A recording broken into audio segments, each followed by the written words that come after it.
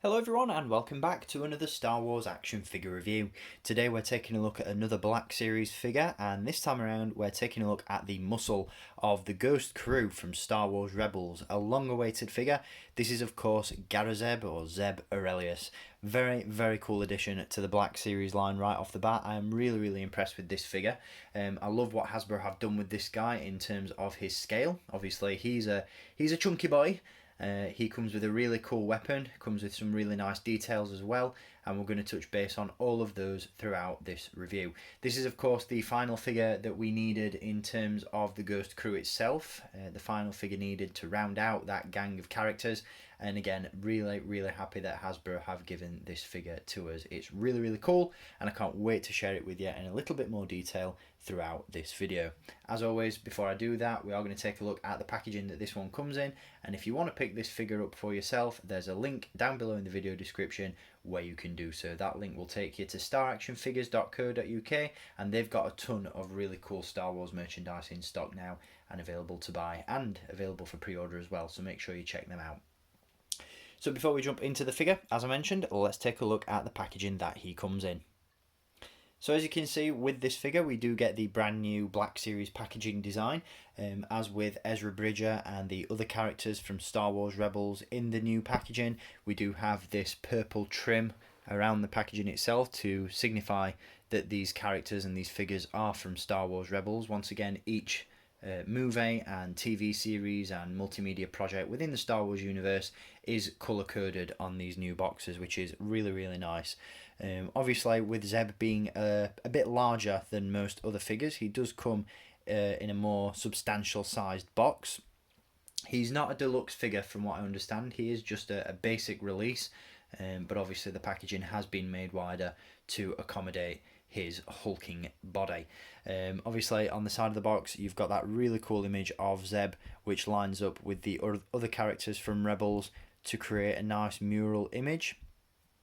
Really nice realistic interpretation of Zeb on the side of the box there, and then on the back you have that image once again accompanied by a description of the character, and as you can see this figure is number 1 in the Star Wars Rebels line from the Black Series. Very cool indeed. Really nice packaging, and again nice to see something a little bit different. So with packaging aside, let's take a look at what we get in the box.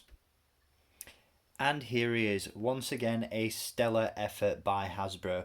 This figure isn't without its flaws. It does come with a couple of issues that I'll address later on throughout this review, but for the most part, as a display piece and as an action figure, he ticks all the boxes. Hasbro have done a superb job with Zeb.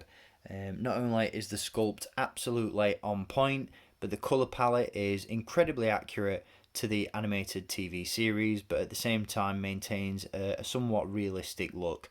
One of the things that I was concerned about with this Zeb Orrelios figure was the fact that due to the fact we haven't seen any of Zeb's species, the Lasat, in live action yet, I was worried that the head sculpt in particular wouldn't necessarily translate very well into the realistic style of the Black Series 6-inch line. Obviously Zeb has only appeared as an animated character so far. We haven't seen him in any live action media. The closest we've had to a live action Lasat is of course Jaro Topal or Topal from Jedi Fallen Order, Cal Kestis's master.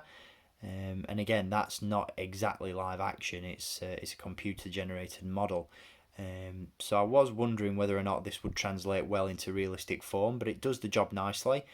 Obviously, even though it's not a human portrait, it still uses that photoreal face printing technology, which looks really cool. You get some really nice detail in the face itself, and again, it's a really nice translation into the realistic style of the Black Series.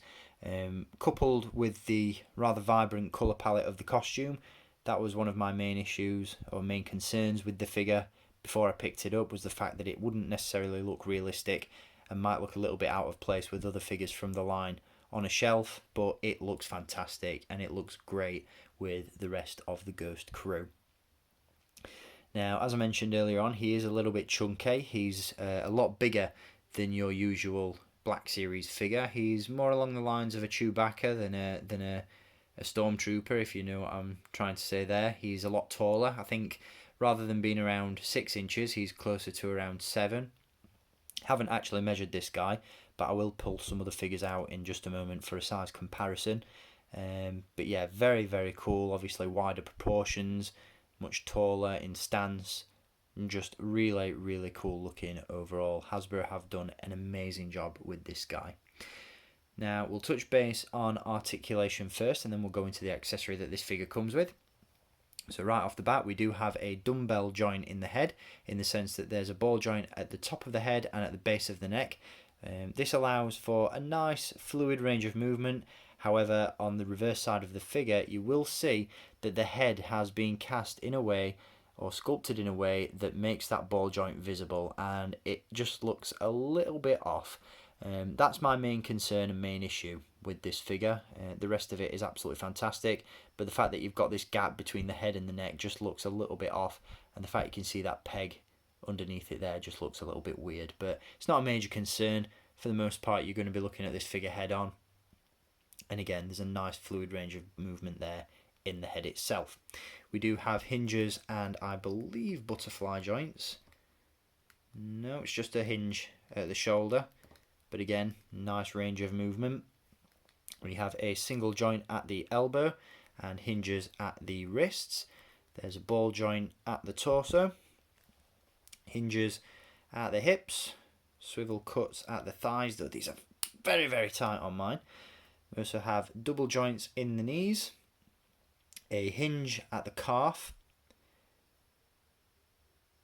a hinge at the ankle as well. So he's got that sort of dog leg going on there, as you can see. Again, very, very tight joints on this one. I'm not going to bend them too much just for the sake of this review, but you get the idea. Multiple points of articulation on this figure. You can get him in some really, really cool poses. And again, he just looks phenomenal. Very imposing on a shelf.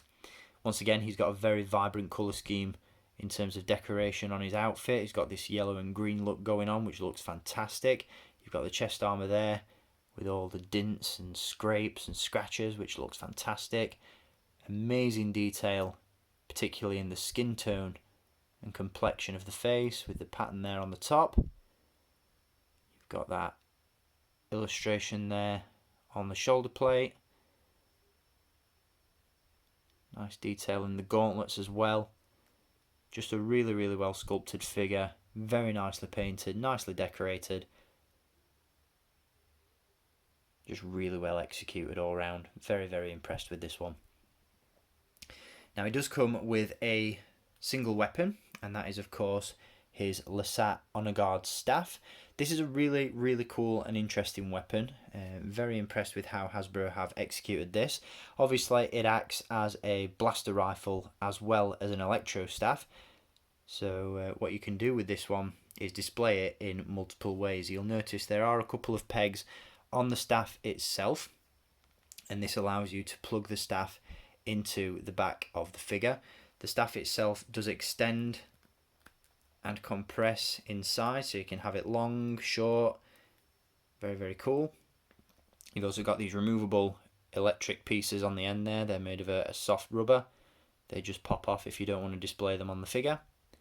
You've got the blaster element of the rifle there at the top as well, and you've got these hinged handles as well if you do indeed want to use it as a blaster rifle. But it's a very, very cool weapon, really well executed, and again, there's some great paint applications on the rifle itself. So not only is the figure very well done, but Hasbro have put a lot of effort and detail into the accessory as well. So always gets top marks in that respect.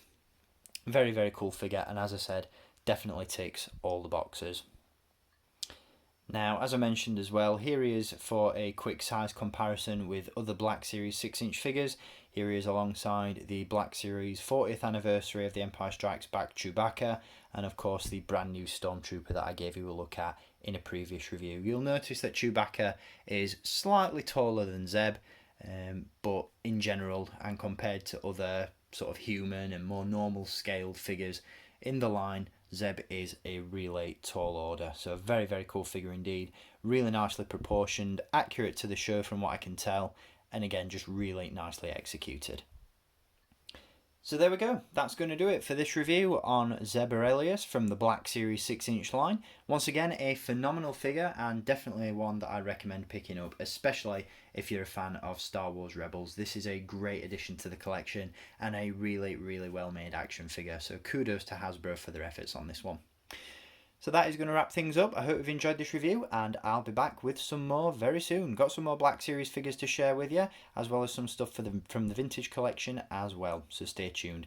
Until then, as always, thank you for watching, keep collecting, and may the Force be with you.